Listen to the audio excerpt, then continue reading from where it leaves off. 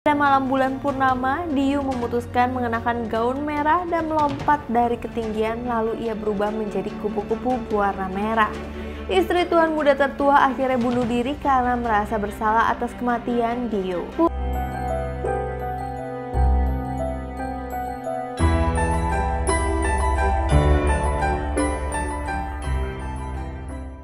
Halo guys, welcome back to my channel. Perkenalkan, nama aku Syera Antenet, dan hari ini kita akan ngebahas salah satu film favorit aku.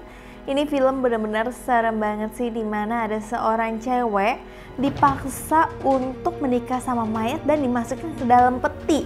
Kalian bayangin aja, udah serem banget gak sih? Dan penasaran kenapa bisa terjadi seperti itu dan akhirnya kayak gimana? Langsung aja kalian ikutin filmnya dari awal ya. Jadi awalnya ada seorang penulis yang biasa dia itu membutuhkan lingkungan yang tenang dan damai banget. Oleh karena itu, penulis ini bernama Ruo Qing yang berprofesi sebagai penulis mengajak putrinya Xiao Mei untuk pindah ke rumah tua peninggalan leluhurnya, Chaunei nomor 81. Hanya ada seorang pria tua bernama Paman Gen yang menjaga rumah itu. Saat malam hari, udara di rumah itu dingin dan tampak menyeramkan banget. Sejak datang ke rumah ini, Ruo Qing sering melihat gadis berbaju merah di malam hari yang tiba-tiba menghilang dalam sekejap mata. Ruo Qing menganggap itu hanya ilusi karena kekasihnya Zhao Yitang sibuk bekerja dan tidak punya waktu untuk menemaninya. Keesokan harinya, Ruo Qing mulai menulis, diiringi suara ketikan cerita utama film lainnya pun dimulai. Jadi sebenarnya pada tahun 1993 di Menara Suye, Beijing, seperti biasa sangat ramai oleh sekelompok wanita penggoda yang berkumpul di sekitar seorang pria tampan berjas putih untuk meminta hadiah atau uang kali ya. Semua orang menyebut pria tampan itu sebagai tuan muda ketiga. Dia adalah putra dari keluarga Huo, keluarga kaya di Beijing yang terkenal playboy. Nah, nenek buyut dari Ruo Qing ini yang penulis itu namanya Diyu. Nah, dia itu menerima hadiah istimewa dari tuan muda ketiga berupa sebotol parfum yang dibawanya dari Prancis. Diyu dan tuan muda ketiga bertemu secara kebetulan ketika wanita cantik itu sedang mengambil foto bersama teman-temannya. Tuan muda ketiga telah jatuh cinta sejak pandangan pertama dan ia semakin tertarik dengan kemampuan sastra dari Diyu. Secara bertahap mereka saling jatuh cinta, namun masa-masa itu tidak berlangsung lama guys.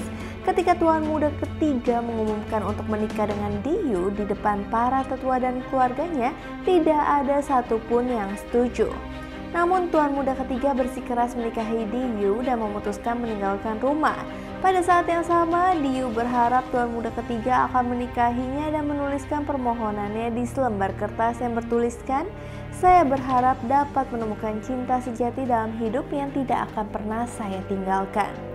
Tak lama kemudian, Diyu telah dijemput. Tanpa diduga, keluarga Huo menikahkan Diyu dengan tuan muda kedua. Tapi tuan muda kedua ini telah meninggal karena sakit sejak tuan muda ketiga kabur dari rumah. Pernikahan itu dilaksanakan agar tuan muda kedua dapat beristirahat dengan tenang dan tidak kesepian. Tapi jahat banget ya sih guys. Bayangin aja cewek cantik dipaksa untuk menemani orang yang sudah meninggal di dalam peti. Nah, setelah upacara pernikahan selesai, Diyu baru menyadari situasinya karena ia sama sekali tidak melihat keberadaan pengantin pria, tapi sudah terlambat.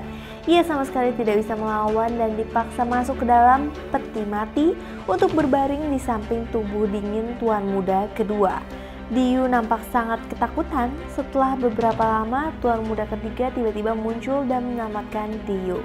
Keduanya saling berpelukan dan menangis dengan getir. Malam itu Diyu dan tuan muda ketiga melangsungkan pernikahan mereka di aula berkabung.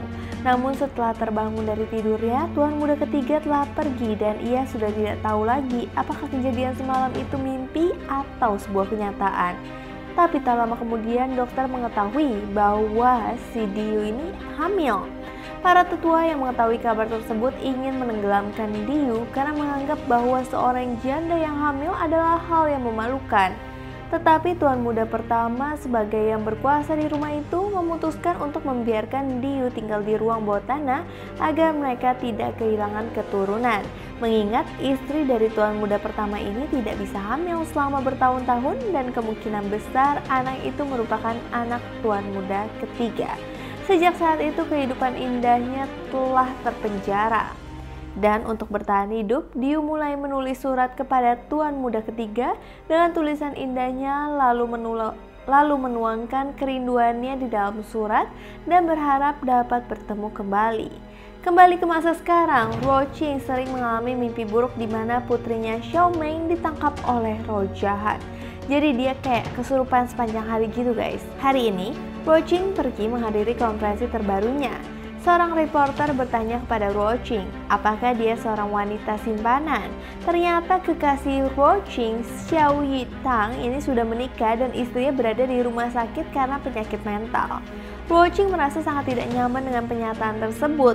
Dia berbicara dengan Yitang tentang perceraiannya lagi, tetapi istrinya tidak dalam keadaan stabil sehingga perceraiannya harus ditunda lagi. Suatu hari, Ruo Qing secara tidak sengaja menemukan ruang bawah tanah di rumah itu dan menemukan surat dari Diu yang merupakan leluhurnya lalu membacanya. Kembali lagi ke tahun 1993, tuan muda tertua semakin jatuh cinta kepada Diu. Sebenarnya tuan muda ketiga sedang menjalani wajib militer sebagai lelaki sehat dan surat-surat yang diterima Diu berasal dari tuan muda tertua. Istri tuan muda tertua yang sadar bahwa statusnya tidak aman akhirnya memasukkan marijuana ke dalam obat anti-aborsi milik Diu sehingga kesehatannya semakin memburuk dari hari ke hari. Tuan muda tertua akhirnya memutuskan mengakui semuanya dan mengajak Diu menikah. Tetapi Diu tidak bisa menerima kenyataan itu serta menampar tuan muda tertua. Mengetahui bahwa tuan muda ketiga telah meninggal, Diu menjadi lebih benci terhadap keluarga Huo mengingat peracunan dan pernikahan paksanya. Pada malam bulan purnama, Diu memutuskan mengenakan gaun merah dan melompat dari ketinggian lalu ia berubah menjadi kupu-kupu berwarna merah. Istri tuan muda tertua akhirnya bunuh diri karena merasa bersalah atas kematian Diu. Keluarga Huo kemudian mengundang seorang pendeta atau dukun untuk melakukan ritual agar menenangkan roh Diu dan mencegahnya melakukan pembalasan dendam mengingat kelakuan buruk keluarga mereka terhadap Diu. Tanpa diduga 7 hari sejak kematiannya, hantu Diu datang ke keluarga Huo dan membunuh seluruh keluarga kecuali tuan muda tertua dan putrinya. Setelah pembantaian itu, tuan muda tertua membawa putri Diu untuk tinggal di Taiwan. Akhirnya, keturunan keluarga Huo telah diturunkan ke generasi Ruo Qing dan Ruo Qing telah memiliki kesempatan untuk kembali ke rumah lama. Setelah membaca surat itu, Ruo Qing belajar banyak tentang masa lalu dan ia sangat tersentuh banget oleh kisah dari leluhurnya ini. Tetapi kenyataannya tidak menunggunya untuk berpikir terlalu banyak. Penyakit jantung Ruo Qing yang mencurigakan belum sembuh sejak hari ini. Dia berkeliaran di antara kenyataan dan fantasi hingga menemukan banyak hal aneh. Pertama, putrinya selalu bertemu dengan seorang gadis kecil berbaju merah dan kemudian melihat bola yang bisa menggelinding sendiri di koridor. Tak hanya itu, Ruo Qing juga mulai curiga bahwa kekasihnya Yitang berselingkuh dengan seorang asisten wanita. Segala macam hal mengerikan membuatnya kelelahan. Suatu malam, hal-hal aneh terjadi lagi. Mungkin kedatangan Ruo Qing menyebabkan jiwa-jiwa yang tak terhitung jumlahnya di rumah tua itu terbangun. Ruo Qing dan putrinya mengalami peristiwa supernatural lagi. Dia bergegas pergi dengan putrinya, tetapi pada akhirnya bertemu dengan gadis kecil berbaju merah. Belakangan, Ruo Qing menyadari bahwa gadis kecil berbaju merah itu bukanlah hantu, melainkan putri dari mantan istri Yitang. Kebenaran akhirnya muncul, ternyata mantan istri Yitang yang cemburu bekerja sama dengan Paman Gen dan memasukkan racun ke obat tidur Ruo Qing, sehingga hantu yang sering ia lihat hanya efek samping obat aja.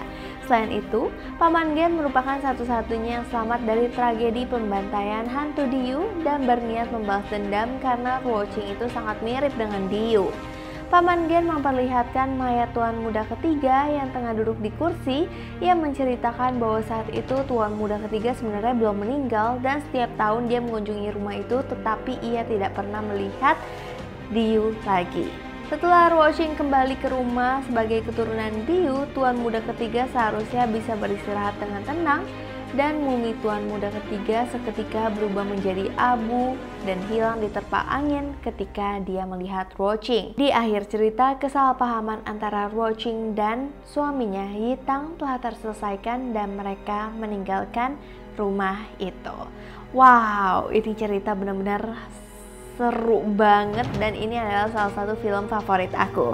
Gimana menurut kalian? Apakah cerita ini benar-benar seru dan apakah kalian suka dengan cerita-cerita dari China yang seperti ini? Kalau kalian suka, nanti aku akan bikinin lagi buat kalian semua.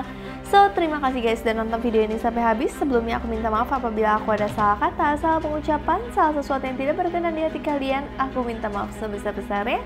So, thank you so much guys. Sampai jumpa di video-video seru berikutnya. Bye-bye.